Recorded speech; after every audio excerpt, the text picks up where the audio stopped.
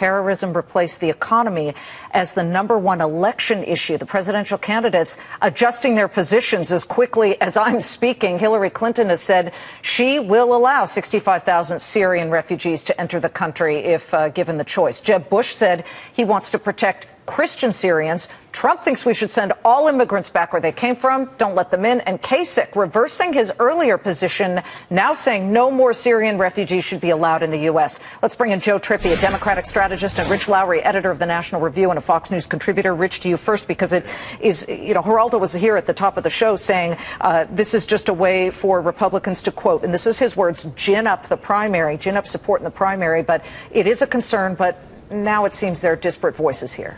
Well, Jeb is definitely on the wrong side of Republican voters on this issue, and I think substantively wrong. There is no reason for us to accept Syrian refugees. You could spend that money much better and get much more bang for your buck if you help the states that are accepting millions of these refugees. Countries like Turkey and Jordan, accepting 10,000 is a drop within a drop in the bucket, and it makes no sense. It's just feel-good symbolism. And if the Democrats want to mock Republicans on this, I urge them to do it, because the public is going to think this is just common sense. Joe, Rich just handed you a hammer to bash Republicans, but I don't know if that's really helpful at this point.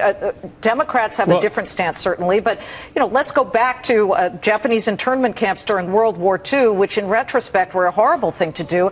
What is the answer here, and how do the Democrats straddle this one?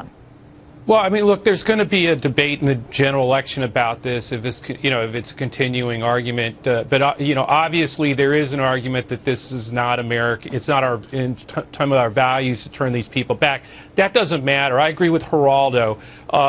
This really is right now germane, particularly to the Republican side, to their race. They have a race for the nomination, unlike us on the Democratic side. And I think Donald Trump, that sort of the tough guy, keep them all out.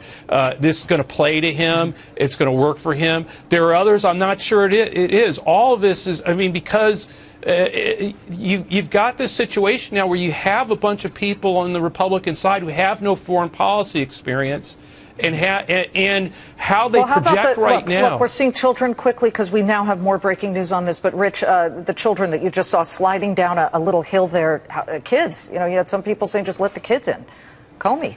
Well, look, we already accept 70,000 refugees a year. We have a migrant crisis in our own hemisphere. I don't see any European countries willing to take Central American migrants off our hands. So why are we taking Syrian migrants from them? And the fact is, you're not going from Aleppo to the United States. You're going from Aleppo to some place that is safe, like Jordan and Turkey. So there's not a great humanitarian imperative to come here. Again, this is feel-good symbolism, and you can, from what you spend to settle someone here, which costs a lot, you can support 11 or 12 refugees closer to Syria. Joe, I'm giving you a coupon to come back. I'm so sorry, and Rich, too. We do have more breaking news. Joe Trippi, Rich Lowry, thank you.